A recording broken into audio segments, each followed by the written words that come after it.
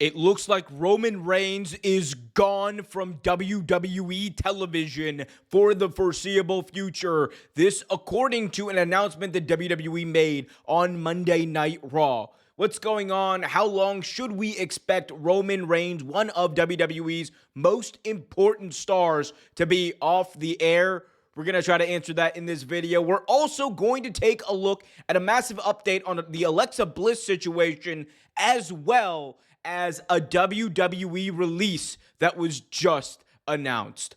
All that and much more coming up right here in this video. So be sure to leave a thumbs up, subscribe, and hit that notification bell so you get notified whenever a new video is released.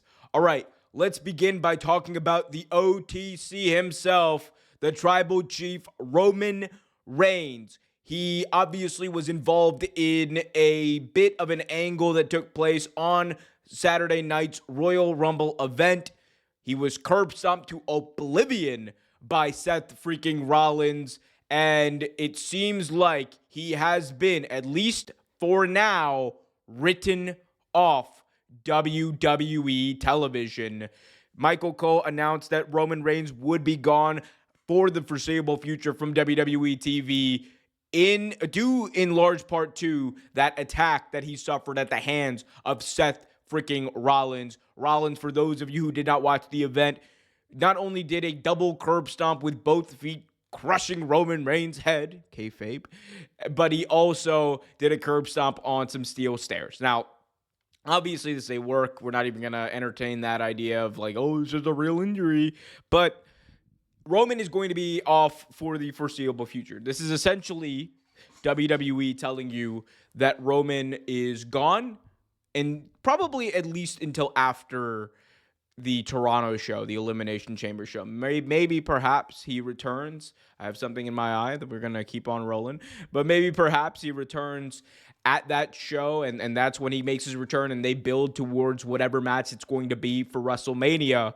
But it does seem to be the case that no matter what, they are building towards a triple threat match, because the three-way stare down and the tension between Rollins, Punk, and Roman Reigns was palpable Saturday in Indianapolis. And I would expect for there to be a situation where you see Seth and Punk kind of battling it out in going into Elimination Chamber, and in the fallout of that, Roman kind of comes out and basically confronts both of them. But I think this is their way of being like, all right, we can't have Roman on every week until now, between now until WrestleMania, because that's just not in his contract. We know that Roman is now a part-timer as far as his deal goes, and that is not a derogatory thing at all. It's just the truth. And you have to use his dates wisely. And while it would be great to have Roman every single week, the reality is it's not going to happen. So this is just them kind of spreading out Roman's contract and spreading out their use of him over the next couple of months, which they probably should do as a company. Anyway, another thing that WWE did as a company was re-sign one of their key pieces in the women's division. We saw it, the shot heard round the world that silenced all the dirt sheets, at least according to Wade Barrett on Saturday. Alexa Bliss is indeed back with WWE. She is not only back, but she's back with a new contract. This according to Sean Ross Sapp and FightfulSelect.com. This is a tweet that Sean put out. Alexa Bliss signed a new long-term deal with WWE on Saturday morning and was flown into Indianapolis. Fightful Select confirmed with sources in WWE and close to Bliss. The two sides had been negotiating weeks ago, and WWE prepared merch for her, but the two sides had reached an impasse. The deal was done by Paragon Talents Mojo Mutadi, who is Mojo Rawley, and Steve K.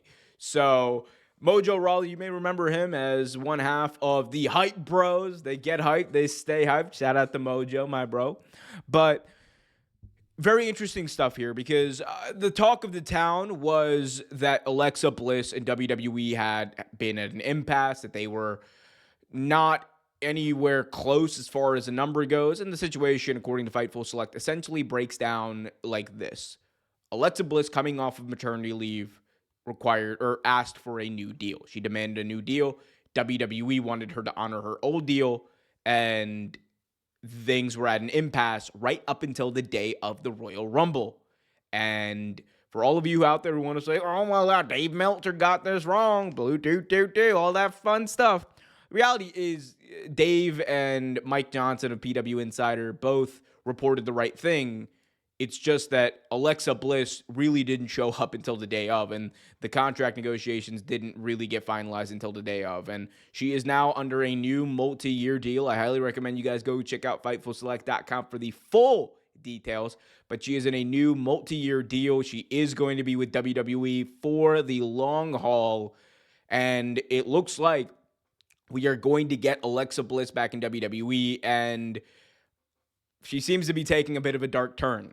We all saw the jacket that she wore at the Royal Rumble, the Fiend friend jacket, obviously a tribute to her on-screen friend, and I'm sure backstage friend, her friend, Bray Wyatt, and that was great. It was a fantastic moment. I honestly got teared up a little bit because it's always cool to see people honoring Bray whenever you get a chance, and maybe she is going to be exactly what the Wyatt 6 gimmick needs. We have heard all of the criticisms about the Wyatt 6. Fans have been clamoring to see more of them on TV or them on TV in general, but for whatever reason, it just has not happened. It has not materialized, and I think that Alexa Bliss, a bona fide star, someone who has held the Women's World Championship on multiple occasions, can be a headlining act alongside that group and really bring that back to the fold. It just has to be in the right way. And we'll see if they're able to do that. But I do think that WWE should have big plans for Alexa Bliss. I mean, look, I am not a big fan of the doll. I'm not going to lie. I know why they do it. I'm not a big fan of the doll. But that doll is going to sell an insane amount of merch. Kids everywhere are going to buy that thing. And it is going to be a large reason why they market Alexa Bliss a lot over the next couple of months. So expect to see a lot of Alexa Bliss over the next couple of months. But there's one person you probably shouldn't expect to see in WWE, at least for the foreseeable future. And his name is Duke Hudson, who was released by WWE according to a new report from, of course, FightfulSelect.com. We're going to take a look at an aggregation about this release from WrestlePurist. NXT's Duke Hudson was released by WWE in January. So, unfortunate news for Duke Hudson. Duke Hudson, for those of you who may not know, was an NXT talent who had a very brief run on the main roster under the Duke Hudson name. He is an Australian native, and the most recent thing that you might remember him being involved with was the Chase U stable. He was involved in that match that actually led to Chase U breaking up and being disbanded back last year. And he basically has been doing nothing for the past couple of months. And I think that is obviously just a big factor in these decisions. If you have someone, regardless of however good they may be, they're not doing something for a couple of months and they're in NXT, and then even if they're pretty talented, which I think Duke Hudson is, I think WWE is always going to err on the side of, well, we have a bunch of other people who we do have TV time for or who we want to invest TV time in, and they're going to essentially just get rid of the people who don't fit that mold.